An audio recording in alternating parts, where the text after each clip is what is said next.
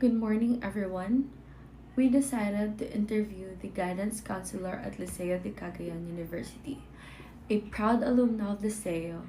She completed her high school education at the university and later pursued a degree in psychology.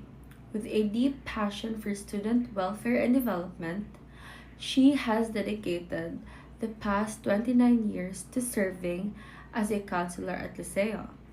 Her long standing commitment and experiences make her an invaluable pillar of the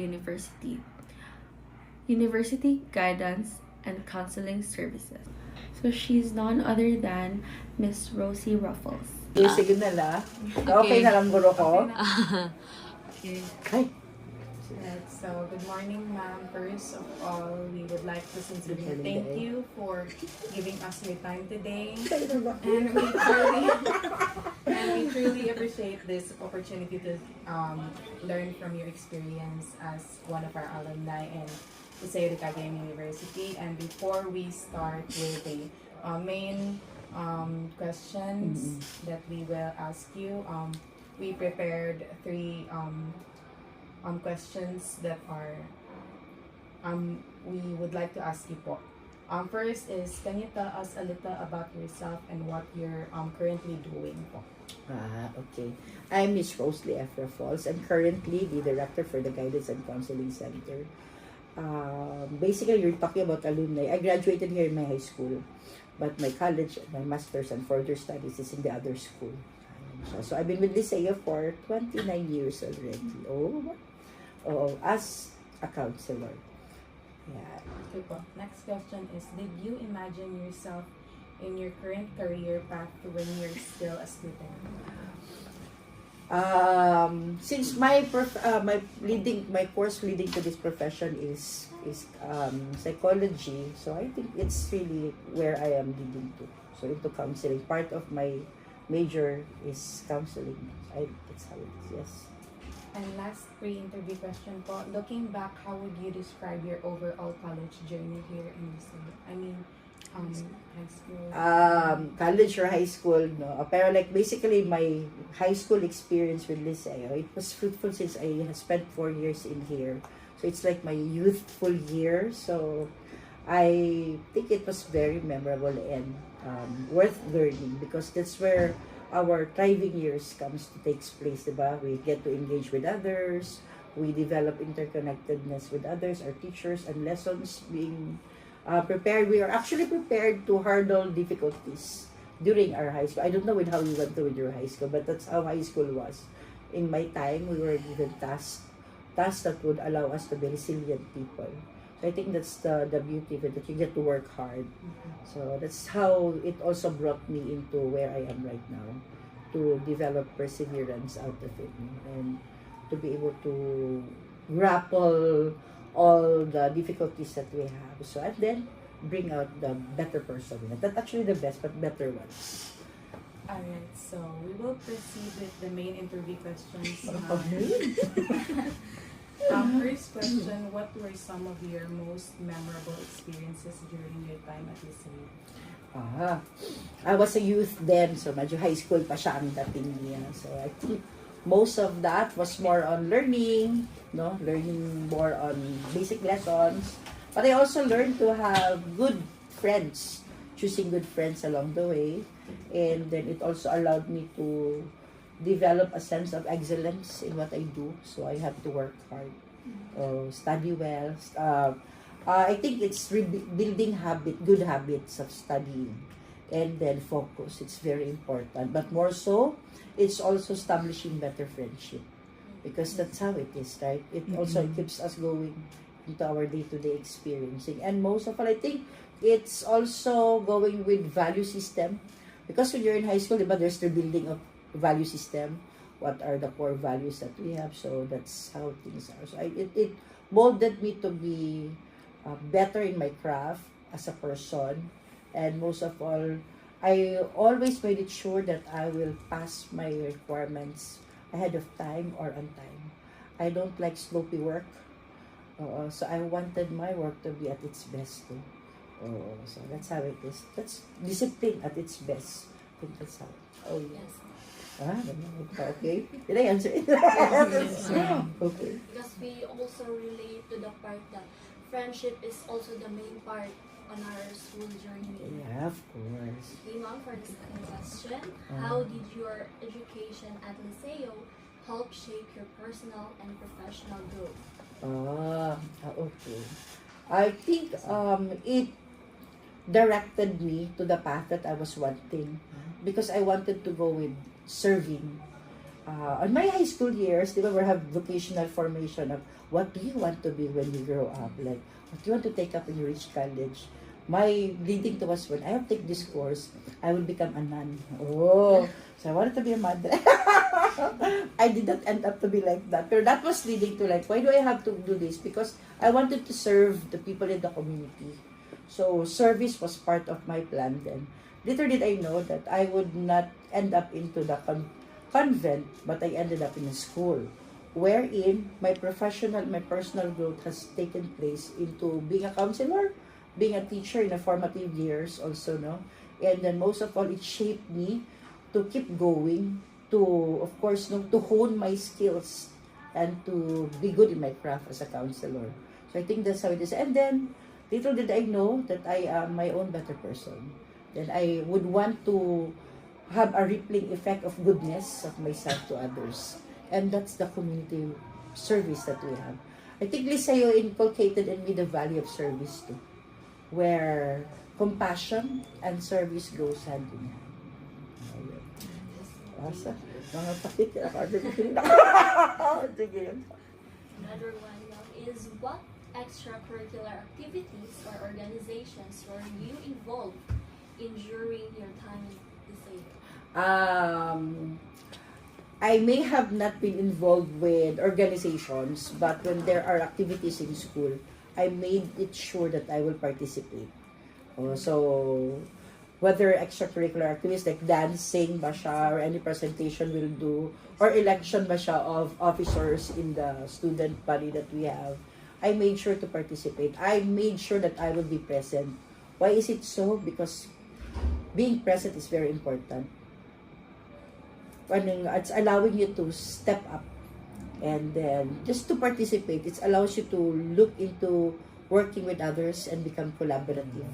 So I think that's one thing that I like about it. Not, you don't exactly have to be a leader in a group, but allowing yourself to participate and to work with others, that's very important. Because you can also shine even if you're not a leader. Just be around and be responsive.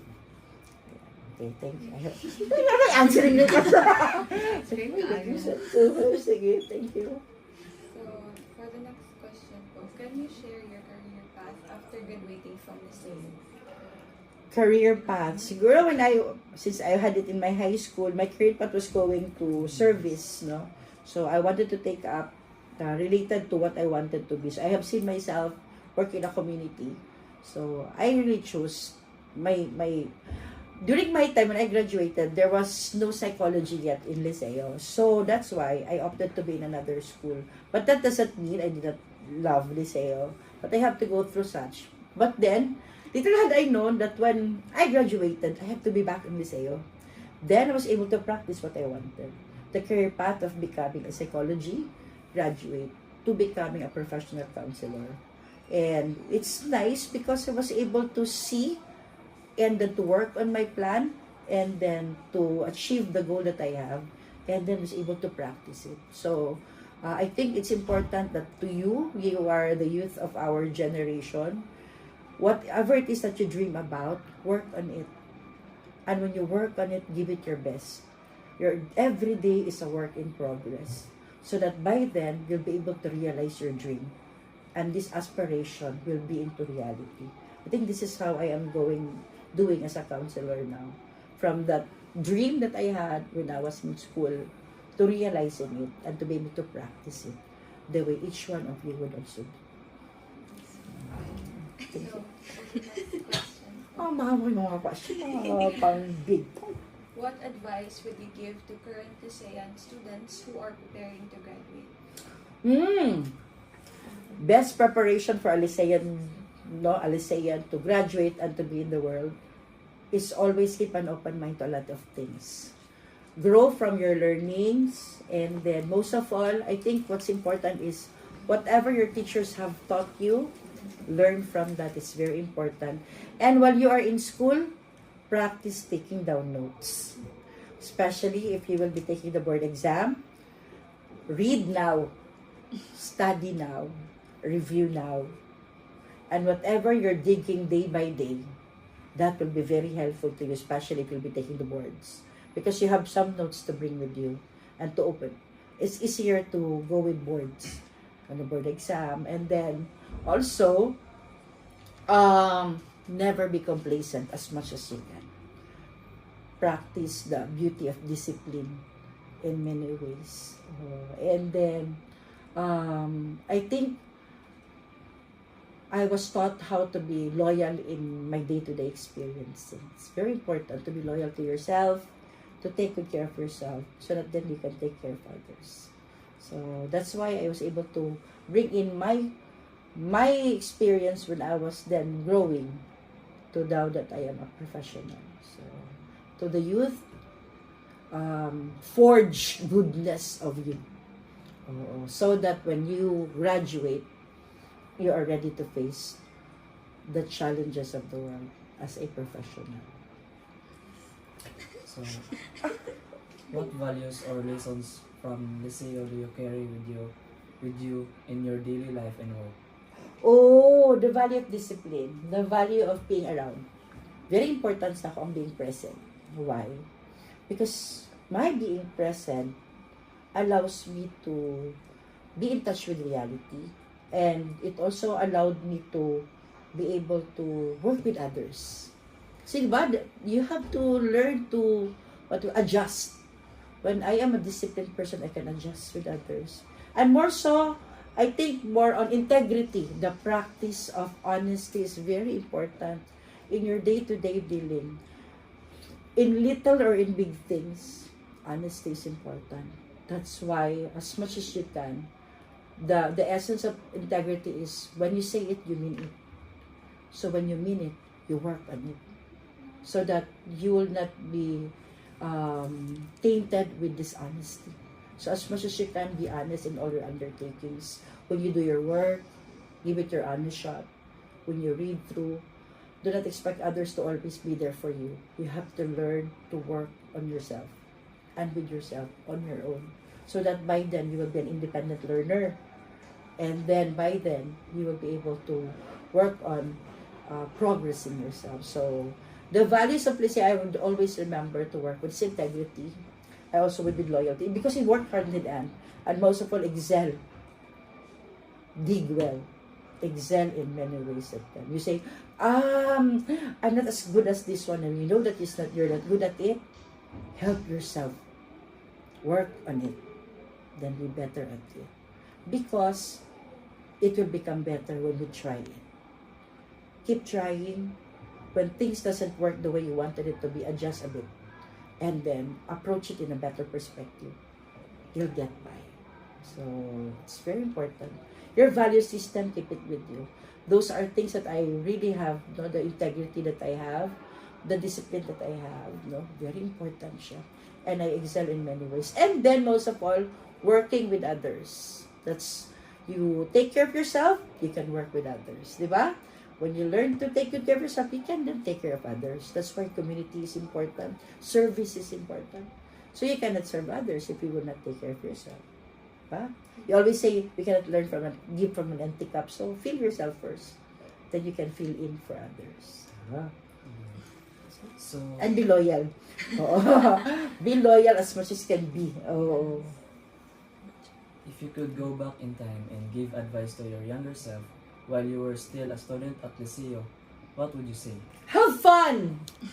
Don't take things so serious. Oh, have fun. Forge better friendship. No? Establish good friendship. Choose friends who will guide you and do better and allow you to grow. It doesn't mean you have a lot of friends, you're good na. Choose good friends who will stand by you and bring you to growth, to progress. Because there are a lot of friends. Friends will influence you to be better, friends who would derail you from your plans, but have fun. And then, learn to say no as much as can be. Not because no o inasad, pero like, no in ways it will not endanger you. No in ways it will also take you to a better you. And I should say, have fun, have good friends, establish good memories. Take pictures, a lot of it. Because during our time, there were not so much of cameras then. So take pictures, keep it going, and then take down notes. Important. Because that's, yeah, I took note, pero like, and then organize it. It's important. Label it, no? Okay, like, when you look at it, where is that gani? So, it's like that. So, most of all, first things first, have fun. Because in our time, we were a bit conservative in our fun. So, not that I would want you to squash yourself, na, pero like, have fun, good, clean fun. That would not endanger you too. Ayan. Thank you naman, making sense. Okay. Sorry. Next question. How do you stay connected to Liceo or to your former classmates today? I think I value people, so I keep track with them through messengers. I also had it with contact numbers, but then I get in touch with my co-alumni. So we get to gather together. We link. I for one would reach out to those who consider themselves laid back friends. Kato nga, we're not accomplished like that. So they, no, you are more important. So I always look out to those friends that I have. Why? Friendship is not just about your being a professional in the field, but it's about reaching out to those whom they think so they have less in life. So I think it's important to value, respect, and honor people around. Remember, your personhood matters. So I think that's how I would want it to be seen. So that's how I reached out. I really try to reach out. Actually, I'm shy. But I try. I'm shy, pero like, I outgrow my shyness by trying to reach out to others. And I realize it's important also to reach out, to be friends. Not every day like you get to see each other, pero when you are together, you sit down. And when I am with my friends, we take pictures first, and then our cell phones are back in our bags. So why? We reconnect. So when we are connected, you engage. And when you engage, you sit down, you talk, you listen, then you develop connectedness. That's how I hope to the youth of today. You may be a digitalized youth, but I would want you to remember, let your digitalization be an avenue to connect with others. And afterwards, be human. Talk and listen and engage. Okay? Bring your phone down. Then listen. Thank you. Okay, next. Would you encourage others to study at Liceo? Oh, well, of course, yes. It's not that it's just fun in Liceo, but then it's nice to be in Liceo. It's nice to study in Liceo. It allows you to be grounded. It also allows you to work well. Liceo is actually a nurturing community. People would always want to take care of each other. And I hope as learners that you have, you will be able to experience the support system of the community that we have. We are a little community if you look at it, pero nurturing each other is very important in this. So I would encourage everyone to come as much as we would want them to be. There are better opportunities for each one of us. And the Liceo prepares each learner from education to employment. That's why we wanted you to be supported from your very moment you are here to the very moment you'll finish with school. So I think as much as you can, we would want you to have the good experience of learning in Liceo and the community. So I would encourage you to please come, join us the way as you are coming here. It's not easy to be in school, but it's a work in progress. So let's keep going. What legacy or message would you like to leave for future generations of Licean? Ano yung legacy? I think to be able to, a legacy that I would want you is, I think be kinder to yourself. It's very important. Find time to be there for yourself. we are very busy taking good care of other people. I like you to go back to taking care of yourself so that when you graduate from this school, you'll be also able to take good care of others soundly. Like for you, MedTech, no?